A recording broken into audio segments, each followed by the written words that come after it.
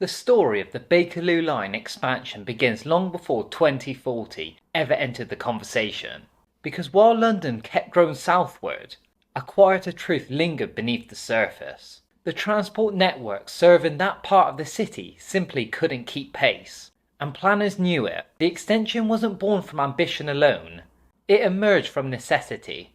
The concept took form of TfL proposed extending the Bakerloo Line from Elephant and Castle down through Old Kent Road to New Crossgate and onward to Lewisham.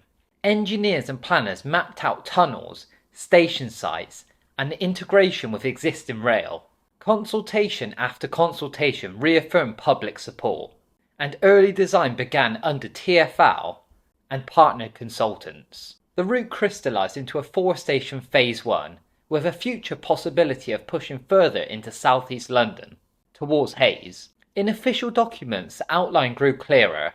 If approvals and funding aligned, the door opened to a potential launch in late 2030s or around 2040. This early framing matters because it establishes the extension not as a luxury, but as a structural upgrade London has been waiting for decades. And the way this proposal evolved only makes the next development more revealing. The next turn in the story comes with the route itself and the stations chosen to anchor it.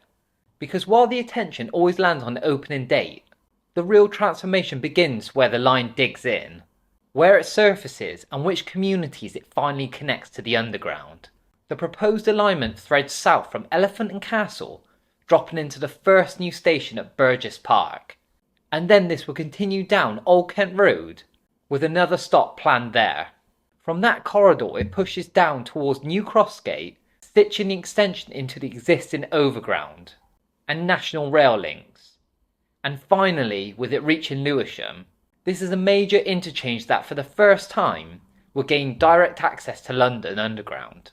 Each station was selected to match rapid population growth, housing development, and heavy bus reliance, and every feasibility model points to the same conclusion. These 4 steps alone would reshape community patterns for tens of thousands of people.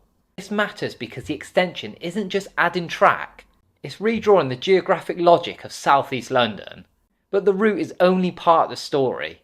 What came next changed the timeline entirely. The moment that slowed the extension to a crawl came when the funding picture shifted. While public support remained overwhelming, the financial reality behind the scenes were tightening, and that pressure quietly pulled the brakes on progress. By the early 2020s, the estimated cost of the Bakerloo Line extension ranged between £5 billion and £8 billion. The pandemic then hit TfL's finances harder than any event in its history, wiping out fare income and forcing emergency government support. Large-scale capital projects, especially underfunded ones, were pushed back, and the Bakerloo Line extension entered a holding pattern. TfL continued with limited development work, commissioning feasibility studies for stations and engineering, but could not advance into full planning or construction phases without long-term government funding, which had not been secured. This matters because it turned the extension from a scheduled project into an aspirational one. This is still alive but entirely dependent on future budgets, and that dependency set the stage for the most uncertain part of the story.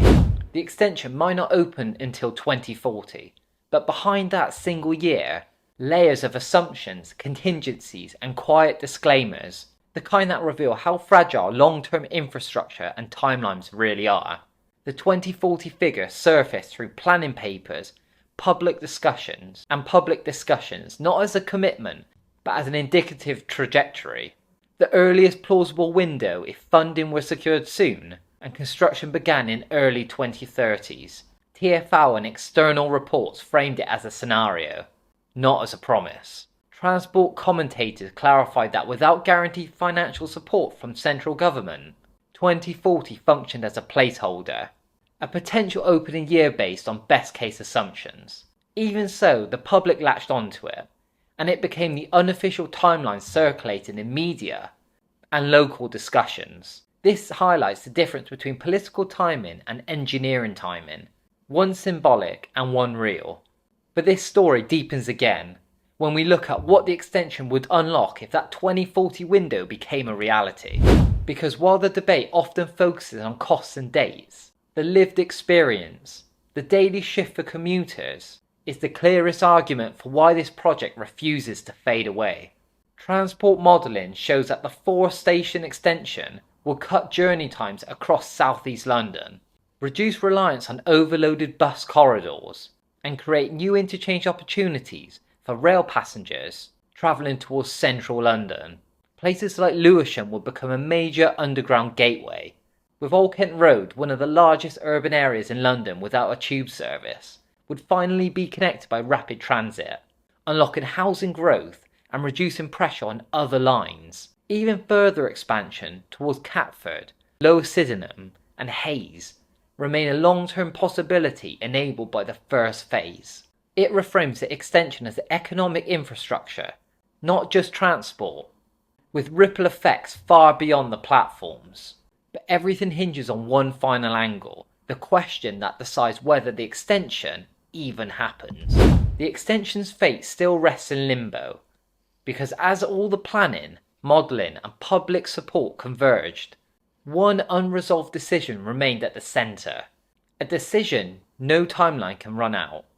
The Bakerloo Line Extension cannot move into construction until government commits long-term funding.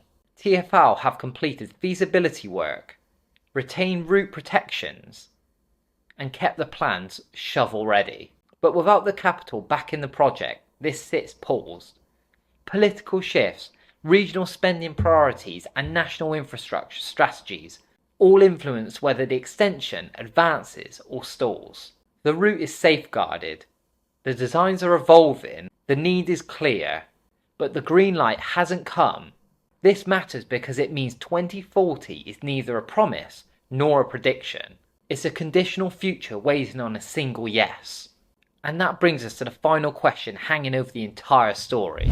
So 6 developments, decades of planning, and a single extension that could reshape the map of southeast London. The route is chosen, the benefits are clear, and the public have spoken. But the moment that determines everything, the funding commitment, this still stalls just out of reach.